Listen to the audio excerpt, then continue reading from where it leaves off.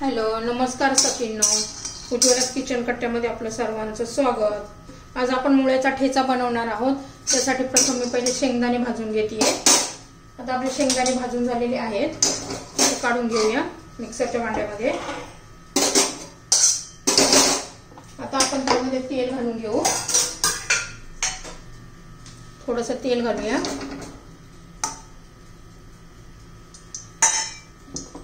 त्याच्यामध्ये मी 3-4 हिरव्या मिरच्या घेतलेल्या आहेत, त्या भाजून घेऊया। लसूण घेते 5-6 पाकळ्या, त्या भाजून घेऊया। हे का झालेले आहेत, त्या पण मी काढून घेते।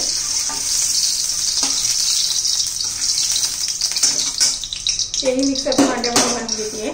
हे पहा,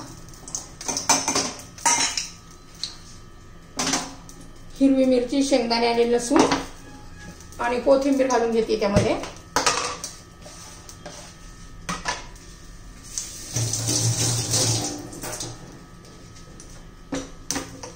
हे पहा, मी कोथिंबीर घालून घेतली आहे।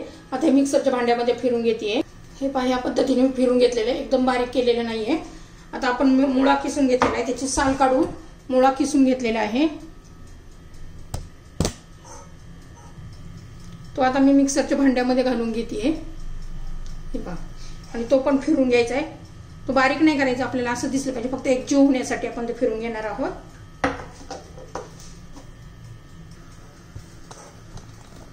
हे पहा, मी मिक्सरच्या भांड्यामध्ये फिरून घेतलेला आहे।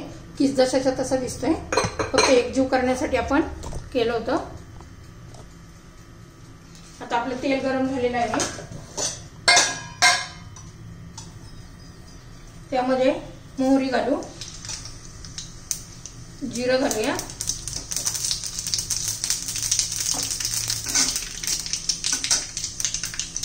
आता ठेचा घालून घेऊया आपण।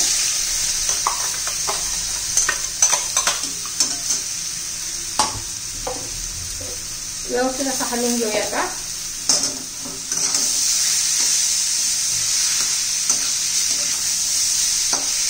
बाकीचं काही आपल्याला घालायचं नाही याच्यामध्ये। असं खूप छान लागतो। तुम्हाला आवडलं तर लाईक, शेअर आणि सबस्क्राईब करा। आता याच्यात चवीनुसार मीठ घालून घेऊया।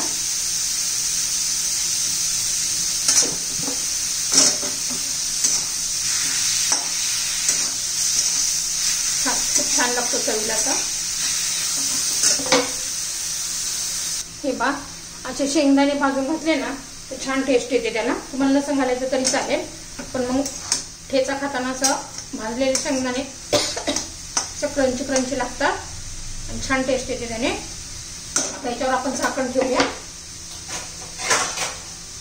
1-2 मिनिट। आपण एकदा चेक करून पाहूया।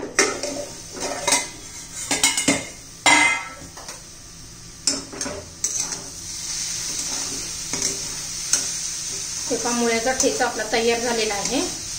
तुम्हाला आवडला तर लाईक, शेअर आणि सबस्क्राईब करा, म्हणजे तुम्हाला रोजचे माझे व्हिडिओ पाहायला मिळतील। ठेच्याची रेसिपी तयार।